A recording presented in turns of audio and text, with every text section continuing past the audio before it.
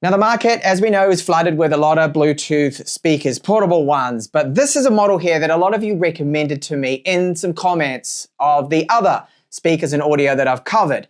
It is from TRIBIT, by the way, who are sponsoring this video. They reached out to me and said, would you like to cover this model? And because I'd heard about people saying how good it is, I definitely wanted to test it. It is the StormBox Blast 2. And the name does suit it because it really blasts out bass. This happens to be probably the loudest and the most powerful with that bass that I've ever heard out of Bluetooth speakers.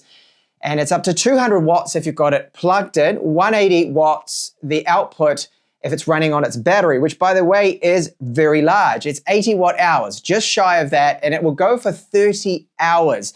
It does have some RGB. We've got LED light strips customizable through the application. It's got X bass, which really pumps out those lows. In fact, at times it almost feels like too much. It will make your walls vibrate, at least in my testing here. And it's IP67 water resistant. So you can use this next to the pool, take it to the beach. You don't have to worry about a bit of water getting on it. It is not going to be a problem at all. In the box, you're going to find an AC cable for charging and powering it and a user manual. The build of the StormBox Blast 2 is nice. It's this matte ABS style plastic, very sturdy, solid construction, and a great handle on it. Now, it is heavy. This is the downside to a speaker like this. It puts out that bass, but they have to use larger magnets. It's got a large battery within it, and that means the weight, quite heavy. It's 8.7 kilos, almost. Buttons at the top here are made out of rubber. They are waterproof because we've got an IP67 rating here. So getting a bit of dust, some water on this, using it next to, say, the pool or whatnot, is not going to be an issue or a problem for this particular Bluetooth speaker. So you can see a battery gauge right here, power on and off, Bluetooth, volume up and down, start, stop. And then you have this here control for those LED lights either side. Now, if you want to customize them further, use the application of that. There is TWS support, so you can pair up two of these, and that's the pairing button there. X bass button 2 there as well. And again, further controls through the app. You can even set custom equalizers and control the various different bands there if you want more bass, less bass, more treble, and whatnot. Now these side strips, these LEDs you get on the front either side, it's bright enough that you can see it during the day. The speaker LEDs, they can be customized, the RGB, they're not as bright. You need a more dimly lit environment to see those ones. As I said there in the intro, playtime is impressive because it has an almost 80 watt hour battery within this. You get 30 hours if you stick the volume to 50%, you're not using X bass, and you're not using the LED lights.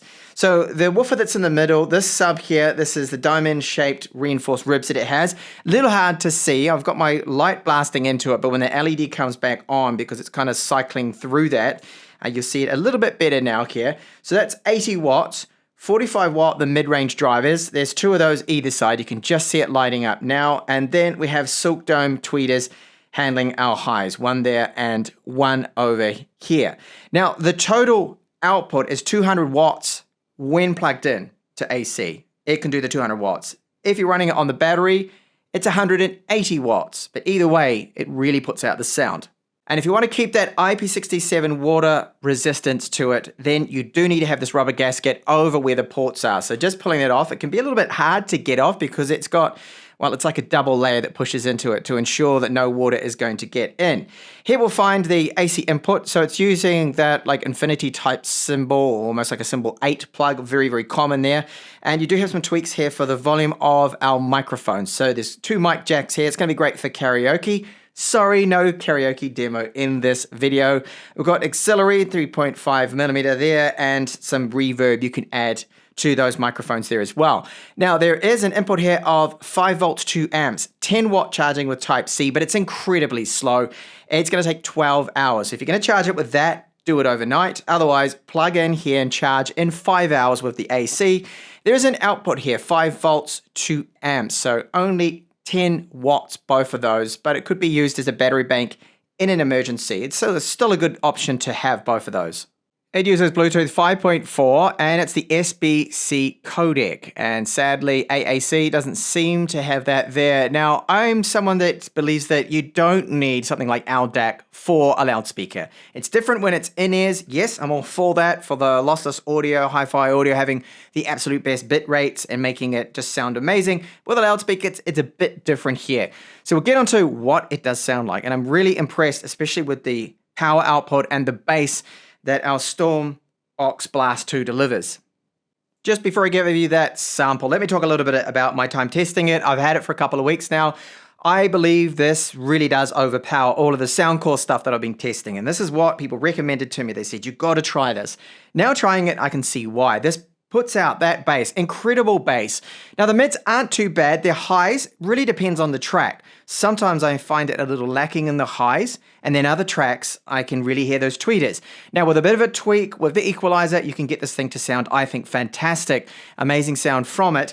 And we'll get onto those sound samples. So first up, and yes, I'm using an NCS non-copyright song for this track. Otherwise, well, I'm going to get hit with a strike, so we won't do that. But first up is X-Bass mode, the sample I'll give you.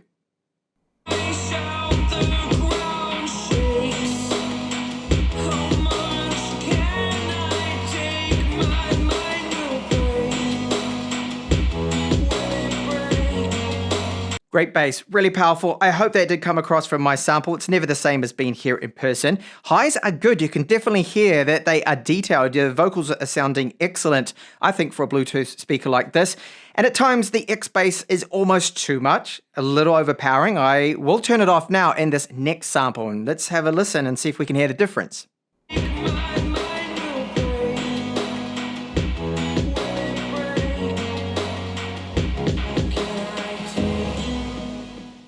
So there is a bit of a difference. In person, I can hear that the bass certainly has been reduced, but not by that much. I have noticed that the X-Bass button does seem to tweak up the highs a little bit. You certainly hear those tweeters working slightly more than normal. Now, for top end volume, good, very loud. If you plug it in, it's the 200 watts. I don't really hear too much of a difference between 180 and 200. I can't pick up on that. To me, it sounds almost the same.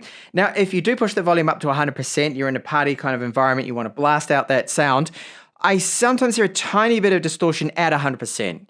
And then the app, you don't have to use it. It isn't essential. However, they do have firmware updates for it. Now, we have our equalizer. I talked about X-Bass before. You can turn on X3D, which gives you like that spatial audio to try and just space things out a bit.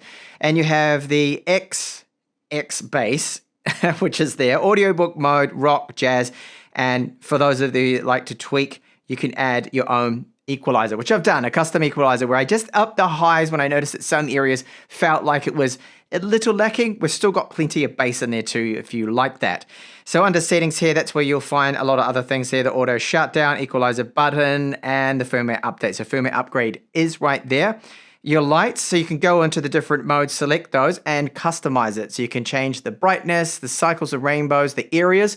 So you've got the light bars on the side, we have the middle light, and then you can set what you want it to respond to. So most people probably have it set to bass, which is default. You could set it to bass and treble, and then the form of it as well. It can be outward, inward, random. So there's a level of customization here, and you can set those different ones.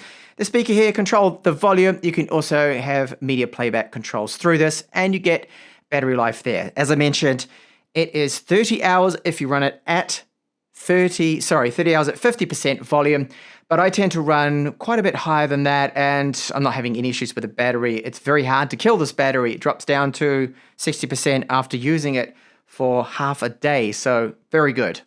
So quickly recapping now, if you want impressive bass, great volume, then this is a speaker I think should definitely be on your shortlist. Now I'm going to play a track here. This is from soundtrack from Mr. Robot TV series. I can only play a few seconds for copyright reasons, and I'm using a different mic here that does apply a bit of noise cancellation, but it won't sound as the same. But let's just have a quick listen because I have to do this because I'm just so impressed with this speaker.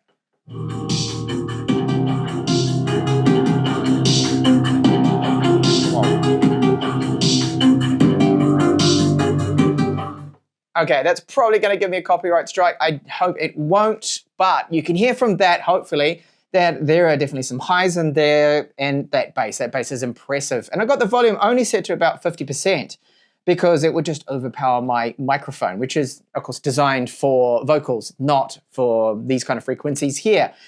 It really does sound great, and I can't stress that enough, that when I first listened to this, it gave me goosebumps. You're like, whoa, this is good. And other people, I've tested it out in front of them. I said, hey, give me your opinion on this. Let me just play a track. And they heard it and went, wow. And other people said that they just didn't expect that kind of sound to come out of it. The downsides to this TRIBIT StormBox Blast 2 is the obvious one, the weight and the size of it. It's a bit bigger, it's certainly a lot heavier than other portable Bluetooth speakers, but that's the trade-off. If you want to have the impressive, powerful sound and bass, then you're going to need larger magnets, you're going to need larger batteries in there. It all makes sense. An excellent product from them, and thank you to those people that did comment on some of my previous portable Bluetooth speaker videos to say that I have to check it out. And I'm really glad I did, and of course thank you to TRIBIT who sent this out to me and sponsored this video here. So that is the TRIBIT StormBox Blast 2. It comes recommended from me with a big thumbs up.